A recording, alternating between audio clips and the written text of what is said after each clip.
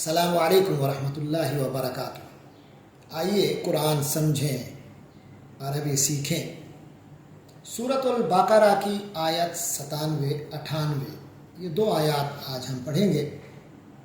اعوذ باللہ من الشیطان الرجیم، بسم اللہ الرحمن الرحیم۔ قل من كان عدوا لجبريل فإنه نزله على قلبك بإذن الله مصدقا لما بين يديه وهدى وبشرى للمؤمنين من كان عدوا لله وملائكته ورسله وجبريل وميكال فإن الله عدو للكافرين صدق الله العظيم۔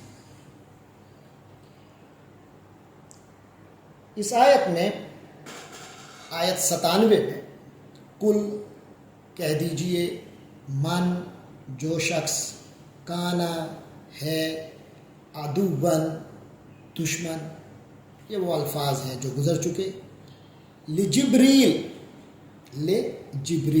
جبریل علیہ السلام کا بارے میں ہم نے سنا ہوا ہے، ایک اللہ کے جلیل القدر فرشتہ ہیں۔ عدوً لجبریل، جبریل کا دشمن۔ فَإِنَّهُ، یہ 3 کلمات پر مشتق یہ لفظ ہم نے پڑھا ہوا ہے۔ پس تو، ان بے شک، ہو وہ شخص، وہ فَإِنَّهُ تو یقیناً وہ، یعنی نزلہ اس نے نازل کیا، اس نے اتارا، ہو اس کو، یعنی قرآن کو جبرائیل علیہ السلام نے نازل کیا ہے۔ علی پر، قلب دل، قلبی کا تیرے دل پر، یعنی اے محمد صلی اللہ علیہ وسلم آپ کے دل پر جبرائیل علیہ السلام نے قرآن نازل کیا ہے۔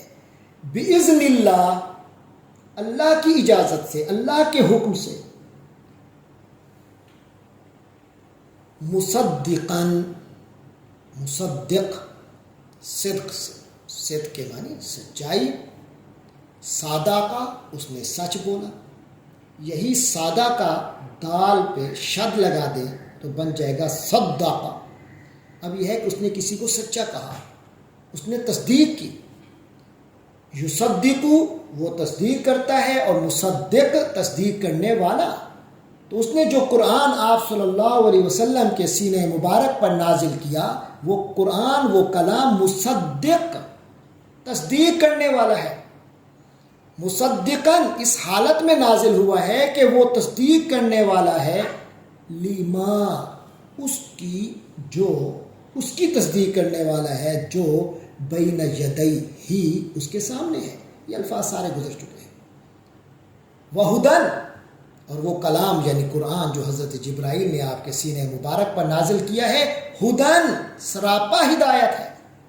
وبشرا، اور خوشخبری کا سامان ہے، للمؤمنین ایمان والوں کے لیے۔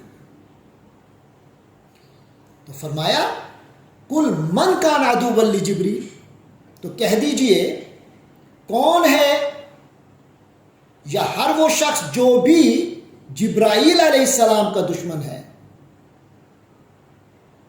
اگر کوئی شخص جبرائیل علیہ السلام کا دشمن ہے تو وہ ہوا کرے، کوئی وجہ تو اس کے پاس معقول نہیں ہے حضرت جبرائیل علیہ السلام سے عداوت رکھنے کی، کیونکہ فَإِنَّهُ یقینا حضرت جبرائیل ہی تو وہ ذات ہے کہ نزلہ علی قلبک، جنہوں نے اس کلام کو آپ صلی اللہ علیہ وسلم کے دل یعنی سینہ مبارک میں نازل کیا۔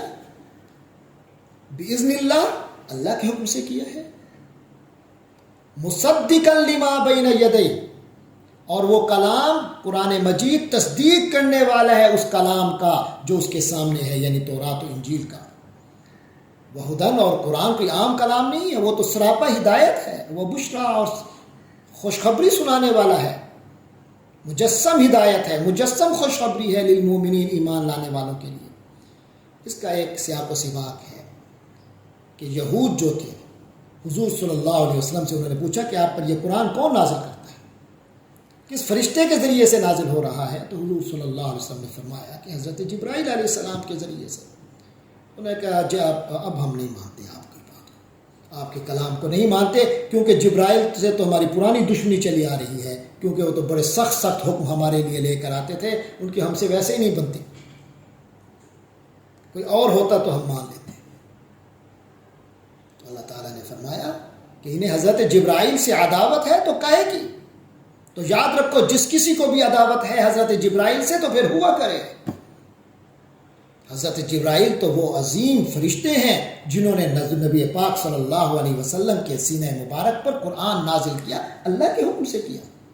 تو انہوں نے جو کیا ہے، جس بنیاد پر تم دشمنی کر رہے ہو، وہ تو اللہ کے حکم سے ہوا ہے۔ اور پھر قرآن کوئی ایسا کلام تو نہیں ہے جو تورات و انجیل کے بارے میں یہ کہے کہ یہ حقیقت میں غلط ہے، بلکہ قرآن تو ان کی تصدیق کرتا ہے کہ وہ اپنی حقیقت میں اللہ ہی کی نازل کردہ کتابیں تھیں، اور قرآن کا انکار کر رہے ہیں جو کہ سراپا ہدایت ہے، سراپا خوشخبری ہے للمومنین، مگر یہ خوشخبری کا حقدار وہ ہے جو ایمان رکھتا ہے، لہذا قرآن ایمان والوں کے لیے خوشخبری کا سامان ہے۔ اگر یہ ایمان نہیں لائیں گے یہود تو پھر سن لیں کہ ان کے لیے یہ پھر کوئی خوشخبری نہیں ہے۔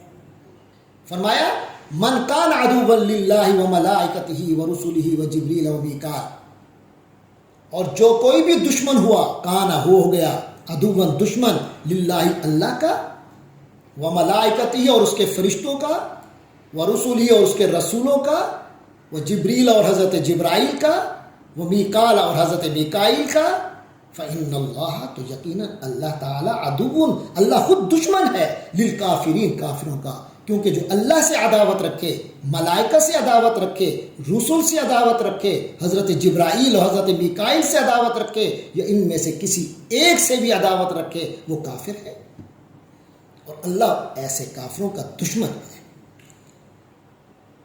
تو یہاں بتا دیا گیا یہ ایمانیات کا ایک پورا ہول ہے، یہ ایک پورا ایک کل ہے، اس کل میں جس کسی کی بھی نفی کی جائے گی یا اس سے عداوت رکھی جائے گی یا بلکہ اس کو صرف نفی بھی کیا جائے گا تو یہ کفر ہوگا، اور کفر کی سزا یاد رکھو اللہ تعالیٰ ایسے لوگوں کا دشمن ہے۔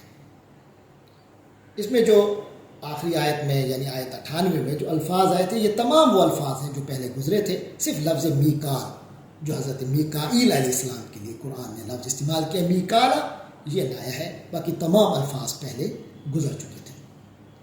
تو اللہ تبارک و تعالی ہمیں صحیح معنی میں مومن بنائے، ایسا مومن جو ایمانیات میں سے کسی چیز کی نفی نہیں کرتا، بلکہ اللہ اور اللہ کے رسول کی طرف سے جو حکم آیا ہے، جو فرمان آیا ہے، اس کے آگے سر تسلیم خم کرتا ہے۔ وآخر دعوانا ان الحمد للہ رب العالمین۔